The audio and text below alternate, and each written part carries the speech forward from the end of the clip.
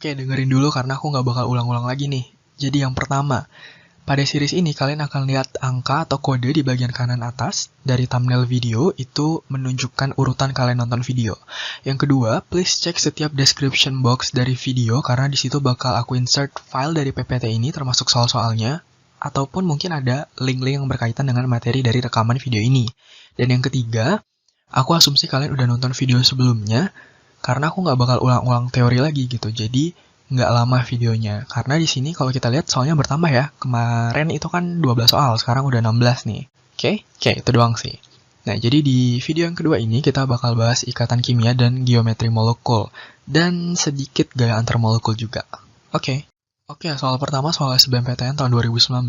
Di sini kalian dikasih data, terus pertanyaannya, atom yang tidak mungkin membentuk senyawa dengan atom fluor adalah. Nah, pada video sebelumnya kan aku udah suruh kalian hafalin nomor atom dari gas mulia ya. Nah, jelas gas mulia itu ya sesuai namanya, noble gases. Dia gas atau unsur-unsur yang sudah stabil gitu. Dia cenderung tidak membentuk senyawa dengan unsur lain. Jadi jelas kalau di sini yang tidak mungkin membentuk senyawa dengan atom fluor ya unsur-unsur golongan gas mulia yang tercermin dari nomor atomnya yaitu Q dan Z ya, 10 dan 36. Nih, yaitu si neon dan krypton. Nah, apakah jawabannya Q dan Z? Nggak ada juga di opsinya kan. Nah, kenapa? Jadi, pada tahun 1962 ada seorang kimiawan asal England, Neil Bartlett, dia menemukan senyawa ini, mengisolasi senyawa yang mengandung unsur gas mulia, yaitu xenon, XePTF6. Nah, ternyata ada nih gas mulia yang bisa bereaksi gitu, tapi kalau kamu sadar, di sini tuh dia bereaksinya dengan fluorin yang merupakan unsur yang paling elektronegatif. Aku udah bilang belum ya di video sebelumnya. Jadi, make sense ya kenapa dia bisa bereaksi, karena dia bereaksi sama unsur yang paling elektronegatif gitu. Nah, ternyata semakin berkembangnya zaman, diketahuilah ini nih. Sampai sekarang setahu aku ya, 3 unsur yang di bawah ini nih yang bisa bereaksi. Kalau air aku belum tahu deh. Jadi, senyawa KRXE ini tuh bisa tuh bereaksi dengan unsur yang sangat elektronegatif kayak F ataupun oksigen gitu. Jawabannya itu cuman yang neon doang, yang nomor atomnya 10. Itu Q ya, jawabannya A. Soal UMPTN tahun 2001, waduh, udah lama ya. Pasangan senyawa berikut yang merupakan pasangan senyawa yang memiliki ikatan kovalen adalah, nah, kovalen apa tuh? Ikatan kovalen itu terbentuk antara unsur-unsur non-logam dengan non-logam ya. Sedangkan ada juga yang namanya ikatan ionik yang terbentuk antara logam dengan non-logam. Nah, non-logam itu yang mana, Kak? Yang kamu lihat aja di tabel periodik, kan beda-beda warna tuh. Logam yang mana, non-logam yang mana, terus ada metaloid juga ya, unsur semilogam gitu. Biasa non-logam itu dari golongan 4A sampai 7A. Sedangkan kalau logam itu dari 1A sampai 3A gitu. Nah, asumsi kamu sudah mengerti, maka kita tinggal jawab aja. Yang A ini KCl, logam non-logam ya, ionik, jelas salah. Yang B ini Na2S, Na itu logam, S itu non-logam, salah. Yang C, FeCl3, nah Fe golongan B, golongan transisi itu mostly logam ya, logam-logam golongan transisi kan namanya. Logam, Cl itu non-logam, salah. Yang D, CH4 dan NH3, ini benar ya. Yang E, H2O dan Na2O, Na itu logam, O itu non-logam, salah. Jadi jawabannya yang D. Oke, kamu juga tahu harusnya ya kalau ikatan ionik itu lebih kuat daripada ikatan kovalen. Tapi kamu pernah penasaran nggak kenapa gitu? Nah, sini aku kasih ilustrasinya. Nah, ini kamu hitungin tuh elektronnya ada 7. Elektron valensinya, elektron terluarnya ada 7. Jadi, ya misalnya let's say ini fluor gitu, 2, 7. Berarti kan dia kurang 1 elektron untuk mencapai 2, 8 gitu kan. Nah, karena dia kurang 1 elektron, ya udah nih masing-masing kurang 1 elektron, kita sharing aja dong gitu, kita bagi-bagi bareng gitu untuk membentuk ikatan yang, nah itu. Jadi konsepnya itu adalah sharing. Nah, sedangkan kalau ikatan ionik, nah yang bawahnya ya, jadi si Na ini dia bakal melepaskan 1 elektronnya, ditangkap sama F, Na itu kan 2, 8, 1 ya. Nah, dia akan lepasin 1 ini supaya sisa 28. Sedangkan F tadi ya, 2, 7. Dia bakal nangkep 1, jadi 28. Nah, kamu bayangin deh, si Na ini kekurangan elektron, makanya dia jadi positif gitu kan. Muatan totalnya itu jadi positif. Sedangkan F itu nangkep elektron, tentu dia bertambah muatan negatifnya. Akhirnya, Si Na ini positif, F negatif, ya terjadi interaksi gitu. Ada gaya tarik-menarik gitu ya. Jadi kalau ini tuh konsepnya tuh serah terima elektron. Nah, logika aja. Yang sharing sama yang positif negatif gini ya. Jelas yang lebih kuat itu gayanya yang ikatan ionik gitu, yang serah terima. Oke, soal SPMB tahun 2004, dengan asumsi kamu sudah paham soal sebelumnya, deretan senyawa berikut ini tergolong senyawa kovalen kecuali, berarti yang ionik gitu kan, yang ada ioniknya. Ya, gampang dong, HF, HCl, HI ini kovalen, BH3, BF3, CO2 ini kovalen, H2O, NH3, CO2 itu kovalen. Nah, ini nih, ini logam, kalsium tuh logam, magnesium tuh logam. Ini jawabannya, dia ionik, sorry. Terus ini E juga ya, ini kan unsur golongan 7 semua nih, gitu. Jadi jawabannya yang D. Oke, masih kovalen-kovalenan SPMB 2006, struktur lewat senyawa amonium klorida di bawah ini ya, yang menyatakan ikatan kovalen koordinasi. Nah, ini beda dikit nih. Kalau tadi sebelumnya kovalen itu kan dia konsepnya sharing elektron. Siapa yang sharing? Ya, antara satu atom, kenapa aku tulis satu? Antara satu atom dengan atom yang lain gitu kan. Nah, kovalen koordinasi ini nih yang kalau lagi ngumpul-ngumpul terus beli makan dia nggak ikut nyumbang duitnya, cuman makan doang gitu. Jadi kamu kalau lihat di sini N, nitrogen itu kan golongan 5 ya. Dia tuh ini nih, yang lambangnya bulat. 1 elektronnya ya, 2, 3, 4, 5. Sedangkan hidrogen di sini lambangnya bintang tuh. Jadi hidrogen yang ini tuh berikatan nih. Hidrogen dengan nitrogennya bintang bulat, ini bintang bulat, ini bintang bulat. Nah, di sini juga hidrogen sama Cl ini bintang bulat kan. Nah, tapi di sini nih, yang di sini dia tuh bulat-bulat gitu. Hidrogen yang ini tuh nggak nyumbang. Hidrogen yang ini tuh nggak nyumbang buat berikatan sama nitrogen di sebelah kiri. Dia cuma numpang elektron doang, gitu. Nah, itu namanya kovalen koordinasi. Dia sharing elektron, tapi dia nggak ikut sharing sebenarnya. Jadi jawabannya yang itu ya, nomor 2 ini, B. Oke, soal SBMPTN tahun 2018, kamu dikasih 4 senyawa dengan struktur Lewisnya. Pertanyaannya itu, senyawa di atas yang bersifat polar. Nah, soal yang easy kayak gini, yang justru banyak bikin orang salah gitu, karena salah konsepnya dari awal. Sekarang aku tanya dulu sama kamu. Berdasarkan pengetahuan kamu, definisi dari senyawa polar dan non-polar itu apa? Nah, ini bukan yang kamu tahu. Kalau senyawa polar itu senyawa yang punya PEB, bentuknya tidak simetris, dan non-polar ya kebalikannya.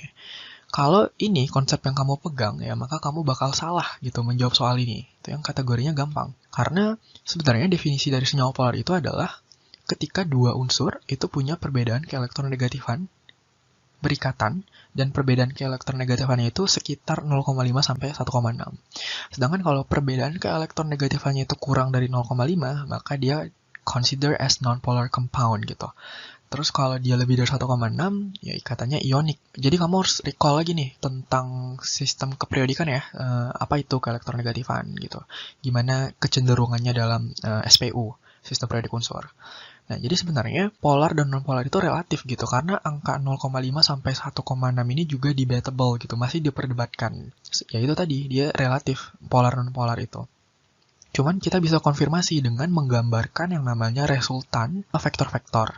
Jadi ketika vektornya itu atau resultan dari vektornya itu 0, ya dikonfirmasi kalau senyawa itu non-polar. Sedangkan kalau dia tidak sama dengan 0, dia polar. Kita cek ya.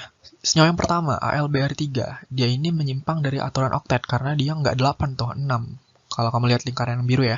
Nah, tapi di sini kita bikin resultannya ya. Jadi kamu bikin resultan itu panahnya ke arah yang negatif gitu. Jadi ini ke atas, ini ke sini, ini ke sini. Si Al itu ketarik ke Br dengan sama besar gitu. Ada 3 dengan 3 arah yang sama besar gitu kan. Makanya dia tuh resultannya tuh 0. Jadi berarti dia bukan polar ya, dia non-polar. Berarti ini salah. Semua opsi yang ada angka satunya berarti salah. A salah, B salah, C salah. Nah, sekarang kamu tinggal cek nomor 2 kan sebenarnya. Tapi coba cek, berarti nomor 4 di sini pasti benar ya. Ya, nomor 4 kamu lihat di sini. Si N ini kan ketarik ke Cl, ketarik ke Cl, ketarik ke Cl. Tapi di sini dia punya PEB gitu. Makanya dia polar gitu. Jadi dia ini dikonfirmasi polar gitu ya. Nah, terus yang nomor 3 ini juga pasti non-polar, jelas. Satu ketarik ke sana, satu tarik ke sini, dan dia juga nggak punya PEB gitu kan. Makanya dia itu non-polar ya. Non-polar. Aduh, ngapa aku tulis? Salah intinya. Sekarang nomor 2. Kita gambar ya. C itu kan ada 4. Terus golongan 4 maksudnya. Elektron valensinya 4. Cl ada 7. Nah, dia nggak punya PEB, ya kan? Jadi kalau kamu pegang konsep yang ini, tadi aku bilang salah gitu. Dia nggak punya PEB, maka kamu akan bilang dia non-polar. Tapi dia itu polar, teman-teman. Jadi kalau kamu bikin resultan vektornya, itu dia bakal ketarik ke sini. Kenapa? Karena Cl ini jauh-jauh lebih elektronegatif ketimbang karbon gitu. Makanya dia itu senyawa yang polar gitu, bukan non-polar. Jadi konsepnya itu perlu diperbaiki. Misleading yang di SMA itu perlu diperbaiki. Jadi jawabannya itu D, 2 dan 4. Oke, ini aku anggap yang tadi sudah paham, maka ini akan gampang buat dijawab ya. Gampang banget sih soalnya. Q itu 20, berarti 2, 8, 8, apa nih 18, 22 ya. Terus S itu 26. Ya udah berarti dia Q itu plus 2, S itu minus 2. Ya, kalau berikatan berarti jadinya QS kan. Dia senyawa yang ionik dong, jelas. Satu positif, satu negatif. Jadi jawabannya yang D. SBMPTN tahun 2015 tentang interaksi antar molekul ya. Nah, yang paling dominan antara molekul air dengan molekul oksigen pada larutan oksigen dalam air. Kita bakal bikin soal ini jadi soal yang menarik. Jadi nanti di larutan kamu bakal tahu kalau sesuatu yang polar itu larut dalam sesuatu yang polar juga gitu. Sedangkan non-polar larut dalam non-polar juga. Like dissolve like itu prinsipnya. Sekarang, oksigen itu senyawa yang, kan dia bilang molekul oksigen ya, O2 berarti. Itu non-polar. Sedangkan H2O itu polar gitu. Harusnya ya, oksigen tuh nggak larut gitu dalam air. Tapi sekarang kamu bayangin kalau nggak ada oksigen dalam air ya ikan-ikan di laut mati gitu, nggak ada kan. Jadi sebenarnya mereka tuh bukan berikatan, tapi mereka itu punya interaksi gitu. Nah, interaksi yang seperti apa? Nah, kita lihat di opsinya. Kemarin ada nih yang nanya aku di Twitter. Kak, aku nggak tahu bedanya gaya-gaya interaksi antar molekul. Nah, yang pertama, interaksi antar molekul. Ini tuh sering salah deh. Misalnya aku punya di sini H2O lagi, satu lagi. Nah, interaksi nama juga antar molekul, antara molekul satu dengan molekul yang lain kan. Interaksinya tuh yang ini loh. Nih. Warna yang ini deh aku. Nih. Antara hidrogen yang di sini dengan oksigen yang di sini. Bukan antara satu molekul yang sama. Kalau yang ini tuh namanya intramolekul. Nah, ntar kalau di termokimia ya, kamu bakal tahu tuh energi dari C berikatan dengan C sekian. Nah, itu baru intramolekul gitu. Sekarang kita bahasnya antar molekul. Kita cek opsinya ya. Yang pertama ada gaya London. Gaya London ini nama lainnya gaya van der Waals. Van der Waals. Sama aja. Jadi, apa tuh gaya London? Kalau kita tuh biasanya di SMA tuh bilangnya gaya London tuh gaya yang terjadi antara molekul yang non-polar dengan non-polar gitu. Karena aku bikin non-non aja deh. Nah, tapi sebenarnya definisi ini tuh agak salah ya. Nah, sekarang ini adalah ilustrasi dari gaya London atau gaya van der Waals. Nah, justru kamu lihat di sini ada neon gitu. Neon itu kan golongan gas mulia atau golongan 8 ya. Harusnya dia tidak berinteraksi gitu. Tapi ternyata, ya kamu bayangin ya, elektron itu kan selalu bergerak. Ada momen ketika elektron itu terkumpul di satu sisi, kayak gini nih. Nah, dia bakal membentuk sisi yang negatif gitu. Nah, ketika sisi yang positif dengan negatif ketemu, dia ada interaksi. Nah, interaksi yang kayak gini tuh namanya gaya London atau van der Waals. Nah, jadi kalau dibilang senyawa nonpolar dengan nonpolar doang, salah. Karena semua molekul, semua senyawa itu punya gaya London. Nah, terus yang kedua adalah ikatan hidrogen. Aku yakin kamu udah tahu ikatan hidrogen itu adalah ikatan yang terbentuk antara hidrogen dengan unsur F, O, ataupun N ya. Contohnya ya pada air ini, H dengan O kan. Dia adalah ikatan kovalen yang paling kuat karena perbedaan keelektronegatifannya besar. Oke, simpen tuh. Sekarang yang C, dipol terinduksi dengan dipol permanen. Nah, sebelumnya dipol. Di itu kan dua, pol itu kan kutub. Ya, berarti ada dua kutub gitu kan. Pol, polar bear, beruang kutub gitu. Jadi ada kutub yang positif, ada kutub yang negatif gitu. Nah, sebenarnya bukan positif bener. Jadi kita bilangnya tuh namanya momen dipol. Jadi lambangnya kayak gini. Ini positif, terus ini negatif. Atau muatan parsial ya, bahasa lainnya tuh. Jadi dia beda nih sama yang kamu lihat di sini tuh ion-ion. Kalau ion-ion kan ya jelas yang positif sama negatif. Kalau ini tuh parsial positif dengan parsial negatif. Ini adalah contohnya ya. Jadi, ini senyawa yang polar dengan senyawa yang polar juga. Karena senyawa yang polar itu kan punya kutub negatif, punya kutub positif kan. Nah, jadi kalau dia berinteraksi ya namanya dipol-dipol itu atau dipol permanen. Jadi dipol permanen ini sama dengan dipol-dipol ya. Sedangkan kalau dipol terinduksi atau bahasa lainnya adalah dipol terimbas, itu adalah kayak gini. Kamu punya senyawa yang non-polar, yang tidak punya kutub, berinteraksi sama senyawa yang polar, yang punya kutub positif dan kutub negatif kayak gini. Dia tuh akan, jadi si kutub negatif, kutub positif ini ketika mereka berdekatan dengan si Cl2 ini ya di sini, dia itu akan mengimbas, dia akan menginduksi senyawa Cl ini seolah-olah dia tuh jadi bakal punya kutub kayak gini. Gitu kan, ini awalnya hidrogennya parsial positif nih. Terus karena dia deket-dekatan sama Cl yang elektronegatif, jadi dia seolah-olah sini bakal terbentuk kutub negatif gitu. Makanya mereka punya interaksi. Nah, ini tuh juga menjelaskan teman-teman si oksigen dengan air pada soal ini. Oksigen itu kan tadi ya non-polar, sedangkan air itu polar. Jadi dia akan punya nih interaksi dipol terinduksi atau dipol terimbas. Jadi jawabannya yang C gitu, dipol terinduksi dan dipol permanen. Dipol permanennya dari mana? Nah, sedangkan dipol-dipol atau dipol permanennya pada oksigen dengan H2O ini ya kayak gini. Kan oksigen itu gini ya. Nah, terus H2O ya banyak gitu kan, nggak cuma satu. Si H2O-nya oksigennya juga nggak cuma satu. Jadi di sini ada H2O, terus di sini juga ada H2O. Nah, interaksi antara oksigen dengan air yang ini, nah ini adalah dipol terimbas atau dipol terinduksi. Tapi pada air dengan air yang lain itu kan ada interaksi juga ya. Ini kayak gini nih, yang ini.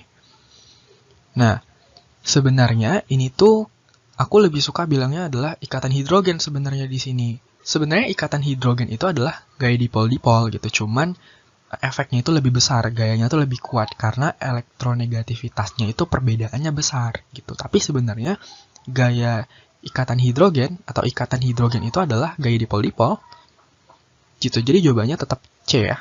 Cuman kalau misalnya di sini dibilang dipol terinduksi dengan ikatan hidrogen, nah itu aku rasa aku lebih setuju sih. Tapi karena di sini ada dua yang C, sedangkan yang B kan cuma ikatan hidrogen doang ya. Bukan itu sebenarnya inti dari soalnya kan. Jadi ya aku bakal jawab yang